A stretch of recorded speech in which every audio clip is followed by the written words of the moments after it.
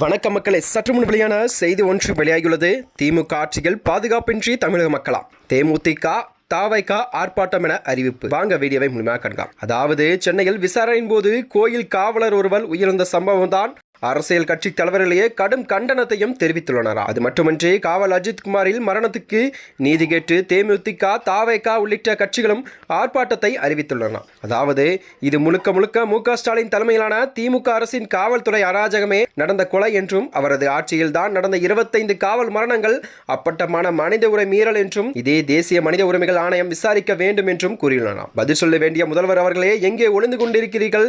CBCID விசாரணை மீது துளிகூட நம் நம்பிக்கை இல்லை என்றும் அவரது தரிகட்ட ஆட்சியில் பாதுகாப்பின்றி தமிழக மக்கள் தவிப்பதாகவும் கூறியுள்ளார். அது மட்டுமன்றி அஜித்குமார் மரணம் குறித்து பேசிய தமிழக மனித உரிமை ஆணையம் கண்காணிப்பில் உயர்நிலை குழு அமைத்து சுதந்திரமாக முறையில் விசாரிக்க வேண்டும் என்றும் தமிழக பாஜக தலைவர் நைனா நாகேந்திரன் அவர்கள் கூறியுள்ளாராம். அது மட்டுமின்றி கடந்த 5 ஆண்டுகளில் காவல் நிலைய விசாரணையின் போது நிகழ்ந்த மரணம் குறித்தும் தமிழக அரசிடம் ஆணையம் அறிவிக்க கேட்க வேண்டும் என்றும் இதில் பாதிக்கப்பட்ட குடும்பங்களுக்கு இழப்பீடை கிடைப்பதை உறுதி செய்ய வலியுறுத்த வேண்டும் என்று தேசிய மனித உரிமை ஆணையத்துக்கு கடிதம் ஒன்றும் அனுப்பப்பட்டுள்ளது. இதைத் தொடர்ந்தான் பாமக தலைவர் அன்புமணி அவர்கள் கூறியதாவது, அஜித்குமாரின் கொலை வழக்கில் நியாயம் வழங்க வேண்ட ஒரு புறம் மு.க. ஸ்டாலின் அவர்கள் கூறிய நிலையில் இன்னொரு புறம் அவரது கட்டுப்பாட்டில் உள்ள காவல்துறைக்கு இந்த படுகொலை இயற்கை மரணமாக மாற்ற துடித்துக் கொண்டிருக்கிறதா?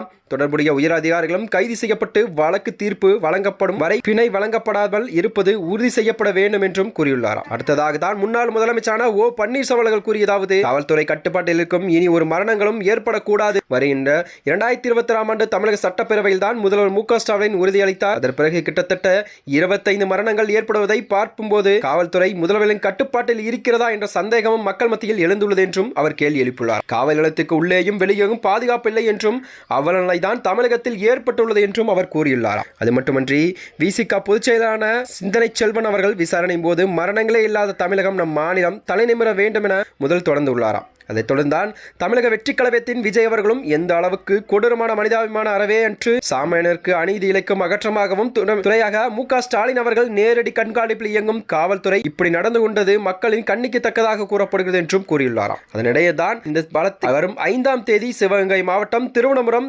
வெள்ளிச்சந்தை திடலில் மாலை 4 மணி அளவில் தேமுதிக பொதுச் செயலாளர் பிரேமலதா தலைமையிலான கண்டன ஆர்ப்பாட்டம் நடைபெறும் என்றும் தேமுக தலைவர் தலைமையகம் வெளியிட்ட அறிக்கையில் கூறப்பட்டுள்ளதாம். இதேபோலத்தான் தாவைக்கா பொதுச் அவர்களும் என் ஆனந்த் வெளியிட்ட அறிக்கையில் மரணத்துக்கு நீதி கேட்டு உயர்நீதிமன்ற நீதிபதி நேரடி கண்காணிப்பில் சிறப்பு புலனாய்வு குழு அமைத்து நீதி விசாரிக்க வேண்டும் என்றும் வலியுறுத்தியுள்ளனர்.